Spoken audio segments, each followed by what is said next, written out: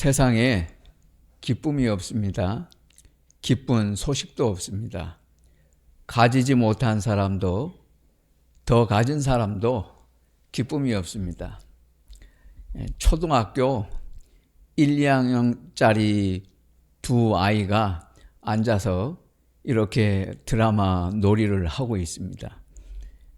여자아이 하나가 이쪽에 앉아 있고 또 여자아이 하나는 저쪽에 앉아 있는데 내가 돈 줄게, 내 아들 만나지 마. 이게 초등학교 아이들 말이에요. 초등학교 아이가 선생님을 죽게 만들었습니다. 선생님은 책망하지 못하고 자살을 했습니다. 상담을 받아야 할 사람이 오히려 학부모와 자녀를 상담하고 있습니다. 세상에 문제가 없다? 세상에 죄인이 없다는 말입니다. 이건 하나님을 정면으로 도전하는 마귀 생각입니다. 성 어거스틴에게 제자들이 찾아와서 물었어요. 스승님, 조금 전에 어린 아이가 태어났습니다. 신비롭습니다. 이 어린 아기는 이제 막 태어났는데 선한 것입니까? 악한 것입니까? 어거스틴은 주저하지 않고 말을 했습니다. 로마서에 있다. 의인은 없나니 하나도 없다. 이 악이라도 악하다. 아담과 하와 이후에 다 인간은 악하게 태어나요. 하나님은 이것을 똑바로 하려고 가르쳐 주셨습니다. 그렇지 않으면 왜 우리가 예수님을 믿어야 합니까? 예수님께서 우리를 구원하시겠다고 여기에 오실 이유가 없어요. 문제아가 없어요. 처음부터 문제아는 있었어요. 그러니까 이런 상담을 좋다고 하다가 끔찍한 일이 일어나잖아요. 전철역에서 나만 불행할 수 없으니까 너희도 한번 불행을 당해봐라 하고 칼을 휘두르잖아요. 한국 사회는 심각한 정신병을 가지고 있어요. 우리나라 사람들은 누가 한 사람 뜬다고 하면 떼거지로 그 사람에게만 달려가요. 모든 사람들이 한 사람만 이야기하고 다른 사람은 소개하지 않아요. 오로지 한 사람. 제대로 인격이 있는 사람이라면 방송에 출연해서 PD와 각본 쓰고 짜고 남을 속이고 상담하지 않아요. 그게 어떻게 상담이에요? 제대로 인격을 갖춘 사람은 그런 데 나오라 그래도 안 나가요. 거기에 나와서 남을 상담한다는 것 그 자체가 그 비인격자예요. 그것부터가 잘못되어 있는 거예요. 정직하지 못하고. 상담이 기계입니까? 자동 판매기예요?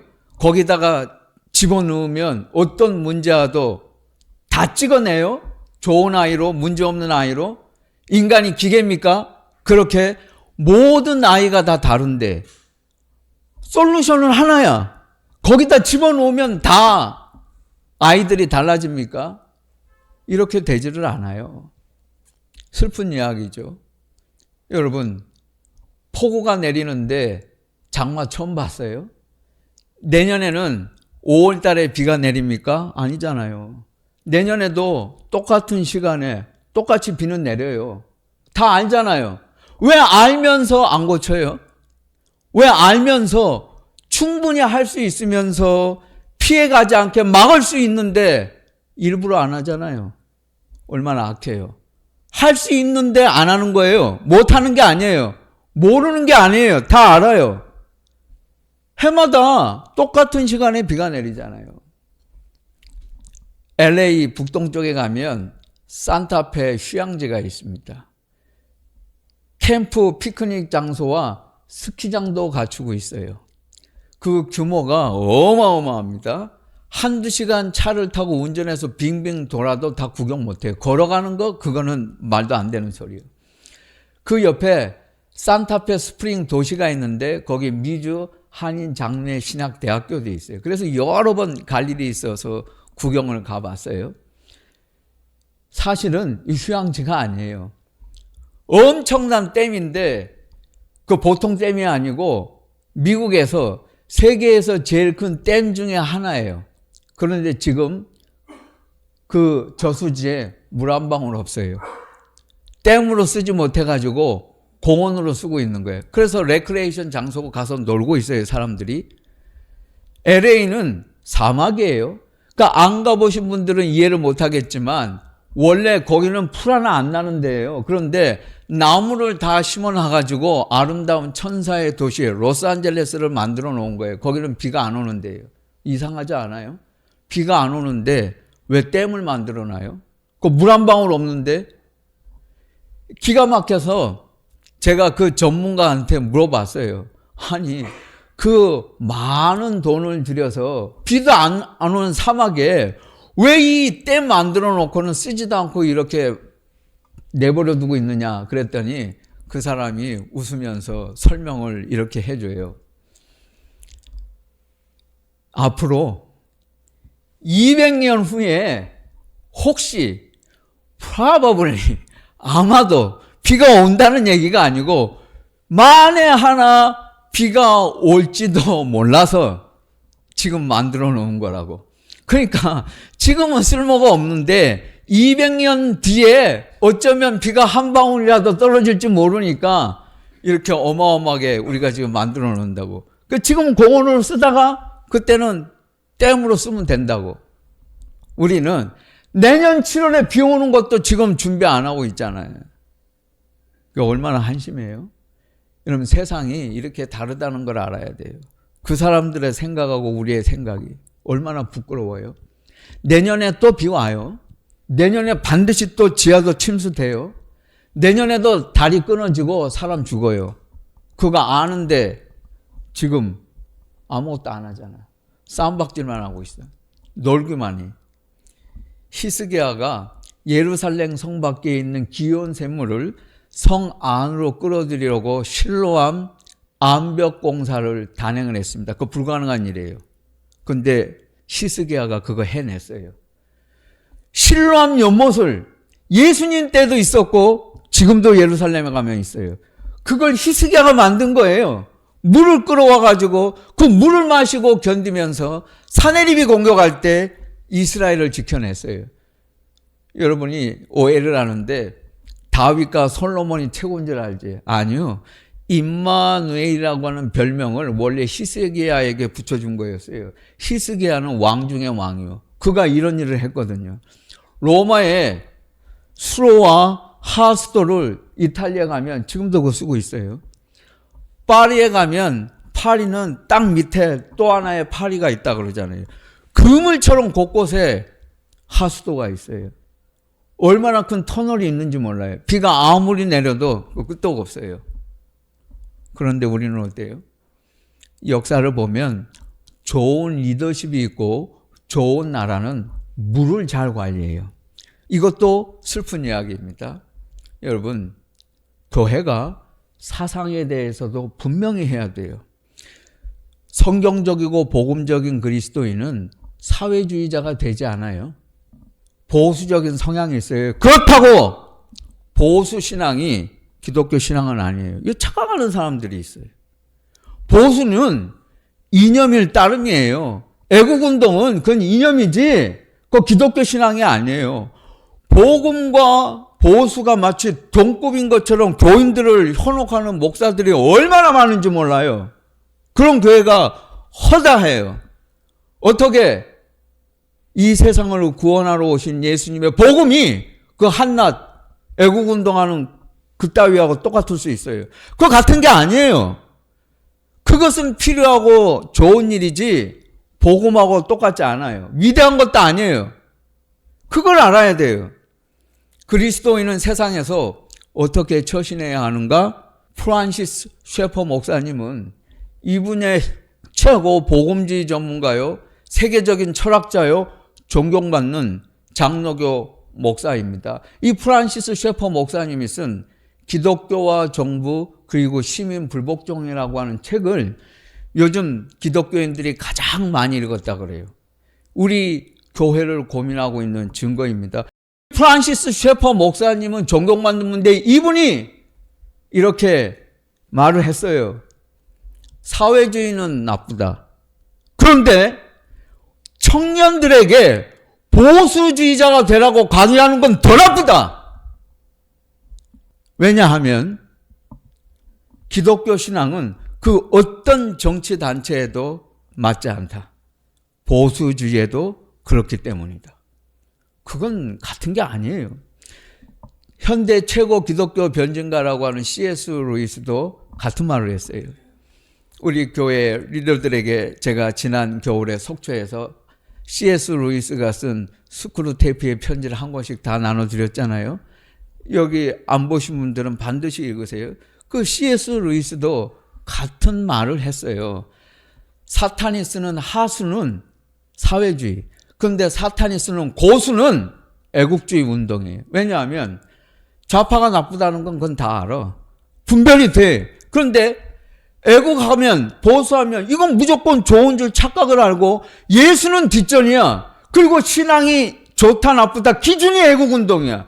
애국자면 신앙이 좋은 크리스찬, 애국운동 안 하면 신앙 안 좋은 크리스찬, 이 착각하고 앉아있어요. 기준이 예수요. 기준은 성경인데 기준이 보수가 되고 앉아있어요. 그래서 이런 사람들이 성경을 더 왜곡하고 복음을 더 변질시키고 교회를 더 타락시키는 게 보수주의자라는 거예요. 그 C.S. 루이스가 경고했어요. 앞으로 21세기 교회를 더 타락시키는 건 좌파보다 이 변질된 보수주의자들이라고. 정확하게 맞잖아요. 우리 현실에. 그걸 알아야 돼요. 찰스 스펄슨 목사님이 교인들에게 설교했어요. 만일 둘 다 나쁜 정치인이 있을 때, 단체가 있을 때 이 편 저편 아무것도 선택하지 마세요. 찰스 스펄슨 설교의 황제라는 그 목사님이 설교했어요. 아무것도 선택하지 말라고.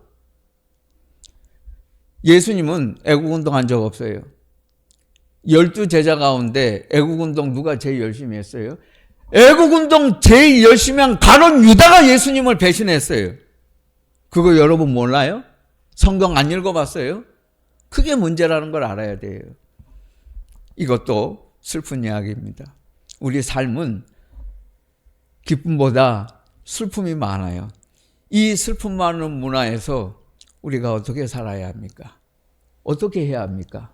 느헤미야 8장 9절 말씀에 있어요. 슬퍼하지 말라, 근심하지 말라. 여호와를 기뻐하는 것이 너희의 힘이니라. 하나님은 우리가 기뻐하라는 거예요. 왜? 슬프니까 기뻐하라. 슬픔이 많기 때문에 기뻐하라는 것이에요. 이것을 극명하게 보여주고 있는 사람이 욥이에요. 여러분, 어떤 인간성이 탁월한 인간성입니까? 눈물은 아름다워요. 미소는 훌륭해요. 너무 기뻐서 또 눈물을 흘립니다. 웃음은 위대한 것이에요. 누가 잘 믿어요? 기뻐하는 사람이 잘 믿는 사람이에요. 그가 바로 욥이에요. 여러분, 많은 기독교인들이 욥기 성경을 펼쳐놓으면 오해를 합니다. 여러분도 그러지 않아요?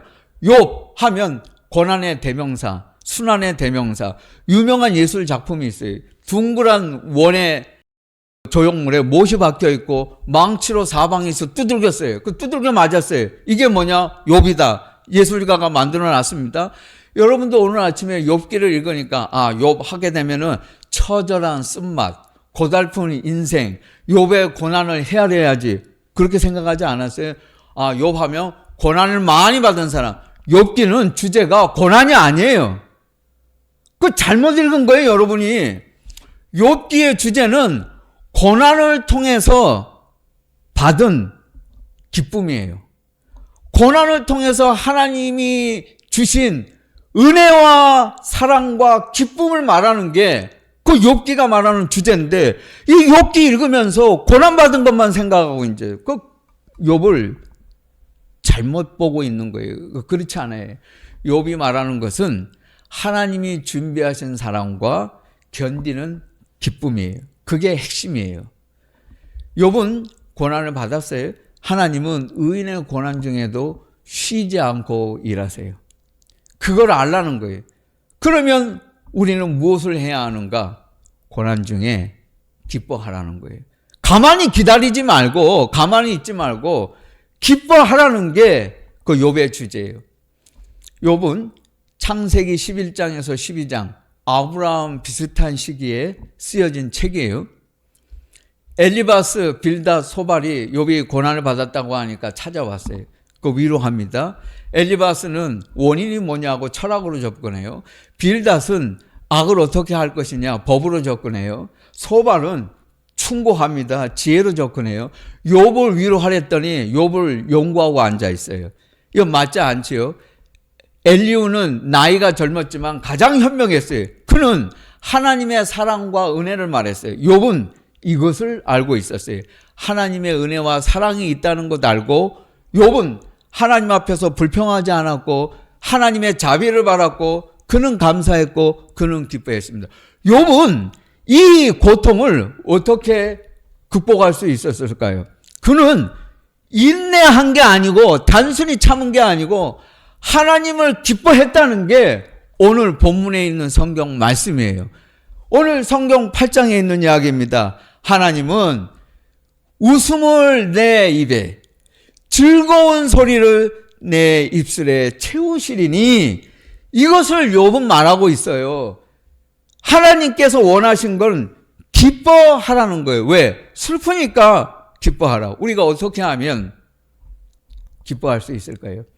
하나님의 위대하심은 표현하기에는 이 세상이 너무 부족하다는 것을 절감하는 사람만 기뻐할 수 있어요. 요세미티는 매년 엄청나죠. 380만 명이 방문을 합니다.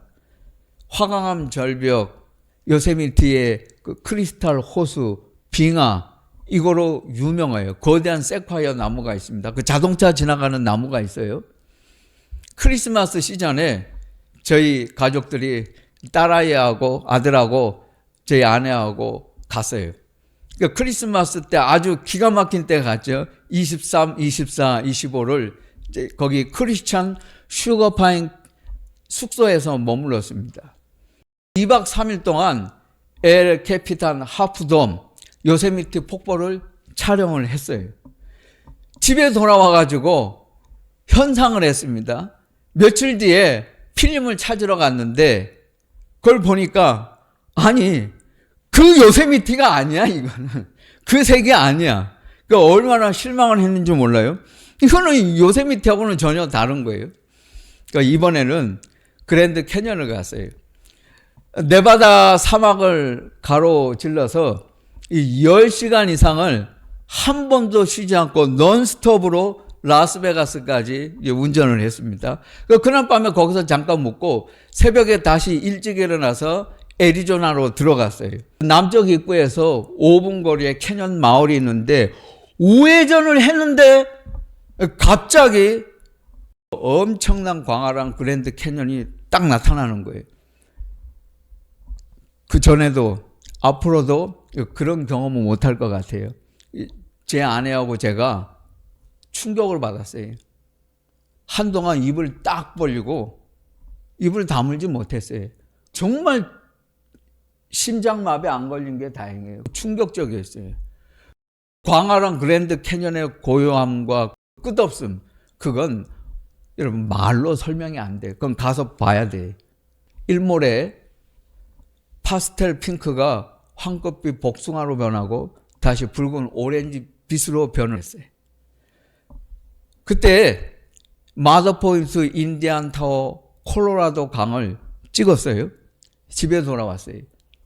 디지털 카메라를 기대하고 열어보았는데 이건 그 그랜드 캐년 색깔이 하나도 아니야. 이거는 안 맞아. 포기하지 않고 1월 달에 미시간호를 갔어요. 오데오가 미국하고 카나다를 걸쳐 있잖아요. 우리나라 땅덩어리보다 2.5배가 더 커요. 그러니까 우리나라 땅을 다 들어가지고 그 오데오에 풍덩 던지면 그 빠지고도 2.5배가 남아요. 상상이 돼요? 그렇게 커요, 오데오가. 그 미시간호에 가가지고 사진을 딱 찍었어요. 좋은 카메라를 가지고 촬영을 했습니다. 집에 돌아왔어요.